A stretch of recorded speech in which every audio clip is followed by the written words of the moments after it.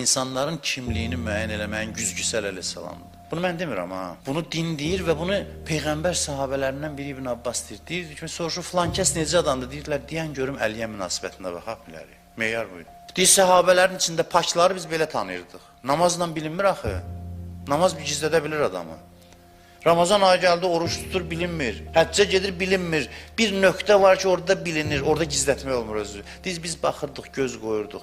Əliyə münasibətindən müəyyənləşdirdik necə adamdır. Biz münafiqləri Əliyə düşmənçiliklə tanıyırdıq. İnsan var ki, meyardır. Ona münasibət zəmanədə yaxşıları pislərdən ayırır. Və Əleyhisselam bunun başında deyən ilk şəxsiyyətdir. Özü deyir ki, dünyanın hamısını münafiqə versən, məni sevməz.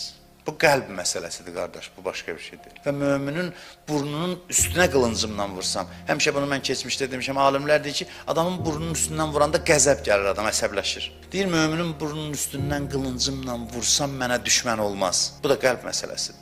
Mən neynəsəm də iman əhli məndən qaçmaz və mən neynəsəm münafiqlər mənə tərəf gəlməz.